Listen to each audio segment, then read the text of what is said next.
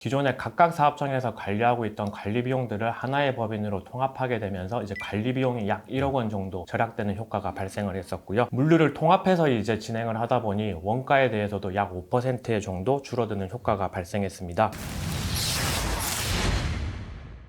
안녕하세요. 지킴앤 아이디의 지하리은 김정훈 세무사입니다. 반갑습니다. 반갑습니다.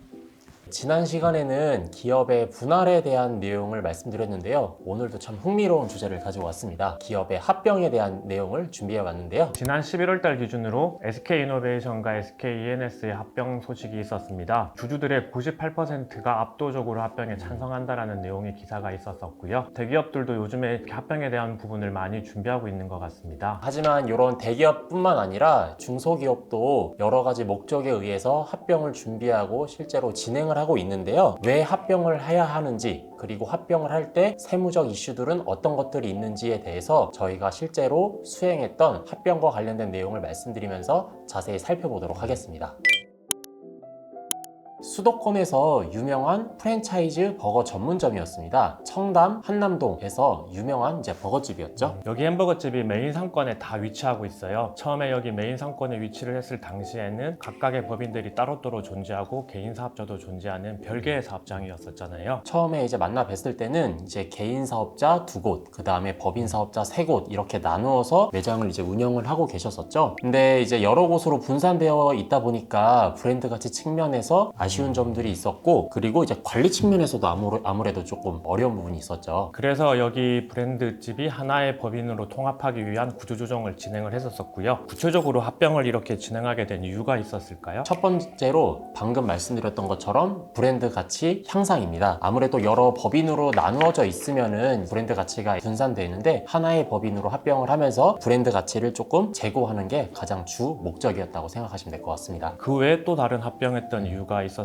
아무래도 개인 사업자와 법인 사업자 여러 곳으로 나눠져 있다 보니까 경영 효율성 측면에서도 좀 부족한 부분이 있었습니다. 아무래도 각각 법인들을 따로따로 회계 처리하는 부분에 있어서, 그 다음에 이제 세금 신고하는 부분에 있어서도 좀 복잡하다 보니까 이런 물류나 인사 관리 플러스 세무 관리 측면에서도 효율성을 꾀하기 위해서 합병을 했다라고 생각을 해주시면 될 것 같습니다. 그렇게 합병을 해서 회계 처리나 세무 신고가 하나의 법인에서 이루어져서 비용 절감도 이루어졌다는 말씀이신 것 같고요. 하나의 법인으로 운영하게 되면 각 사업자의 가치가 하나로 묶어지게 되고, 그렇게 되면 기업 가치가 높아지게 되잖아요. 합병을 했던 마지막 이유는 이렇게 기업 가치 증대를 통해서 투자를 유치하려는 목적도 있었습니다. 외부 자금을 조달해서 사업을 확장하고자 할 경우에도 이렇게 합병을 해서 기업 가치를 높여놓고 이루어지는 경우가 훨씬 더 용이하게 그렇죠. 이루어질 수 있는 거 기억해 주시면 좋을 것 같아요.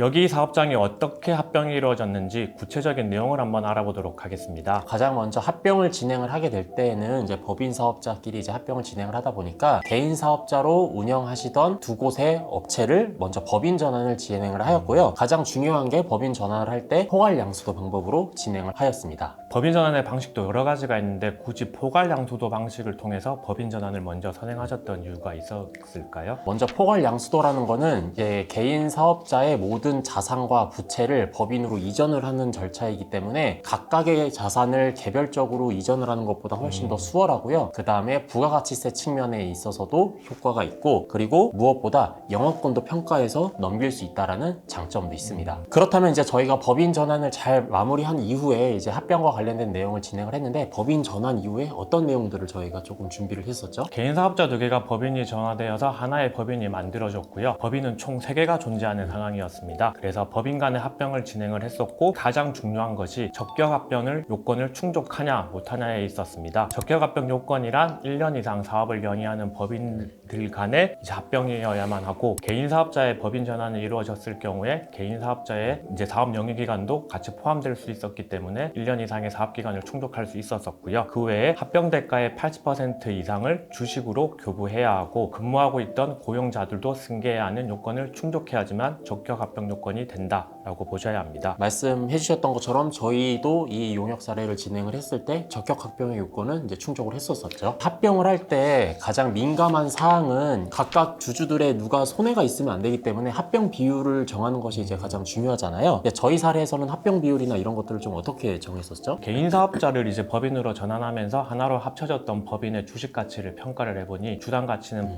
대략 한 9만 원 정도가 나왔었고요. 기존에 있던 다른 법인 두 개는 하나는 약 주당 가치가 35만 원, 하나는 약 40만 원 정도의 가치가 평가되었습니다. 그래서 합병 법인이 피합병 법인에게 배정하는 이 주당 가치 기준으로 9만 원 대 35만 원 비율을 하면 1대 한 3.89 정도가 되고요. 9만 원 대 40만 원 정도 하면 1대 44 정도의 합병 비율이 산정되었고, 비율대로 주주 가치를 유지하며 주식을 배정하여 합병 비율을 산정하였습니다. 세무사님께서 적격 합병에 대해서 이제 요건을 갖추는 방법에 대해서는 아까 좀 설명을 해주셨는데, 그렇다면 결국 적격 합병이라는 거는 이 요건을 갖췄을 때 세무상 혜택이 있는 거잖아요. 어떤 세무상 혜택이 좀 있을까요? 합병이라고 하는 것도 결국에는 자산과 부채를 이전하는 과정이고요. 세법에서는 자산과 부채를 이전하는 과정에서는 시가로 평가해서 자산을 이전하도록 되어 있습니다.